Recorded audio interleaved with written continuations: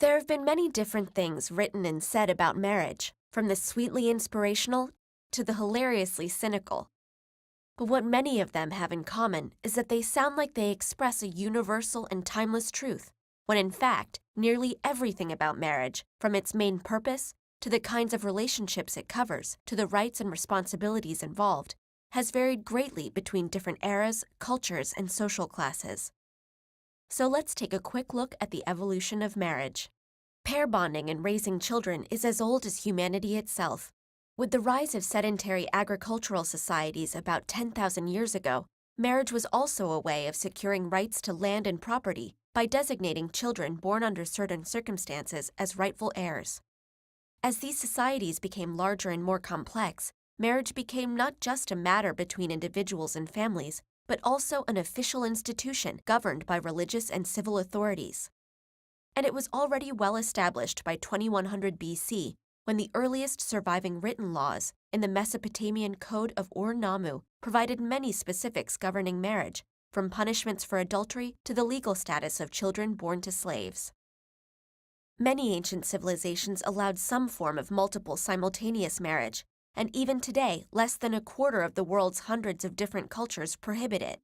But just because something was allowed doesn't mean it was always possible. Demographic realities, as well as the link between marriage and wealth, meant that even though rulers and elites in ancient Mesopotamia, Egypt, and Israel had multiple concubines or wives, most commoners could only afford one or two, tending towards monogamy in practice. In other places, the tables were turned, and a woman could have multiple husbands, as in the Himalayan mountains, where all brothers in a family marrying the same woman kept the small amount of fertile land from being constantly divided into new households. Marriages could vary not only in the number of people they involved, but the types of people as well. Although the names and laws for such arrangements may have differed, publicly recognized same-sex unions have popped up in various civilizations throughout history. Mesopotamian prayers included blessings for such couples, while Native American two-spirit individuals had relationships with both sexes.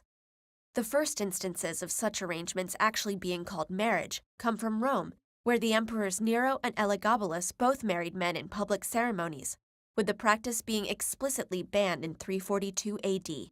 But similar traditions survived well into the Christian era, such as adelphopoiesis or brother-making in Orthodox churches, and even an actual marriage between two men recorded in 1061 at a small chapel in Spain. Nor was marriage even necessarily between two living people. Ghost marriages, where either the bride or groom were deceased, were conducted in China to continue family lineages or appease restless spirits, and some tribes in Sudan maintained similar practices. Despite all these differences, a lot of marriages throughout history did have one thing in common. With crucial matters like property and reproduction at stake, they were way too important to depend on young love. Especially among the upper classes, matches were often made by families or rulers.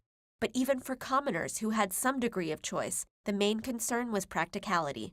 The modern idea of marriage as being mainly about love and companionship only emerged in the last couple of centuries.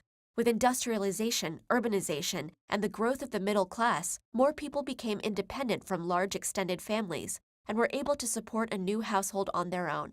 Encouraged by new ideas from the Enlightenment, people began to focus on individual happiness and pursuits rather than familial duty or wealth and status, at least some of the time. And this focus on individual happiness soon led to other transformations, such as easing restrictions on divorce and more people marrying at a later age.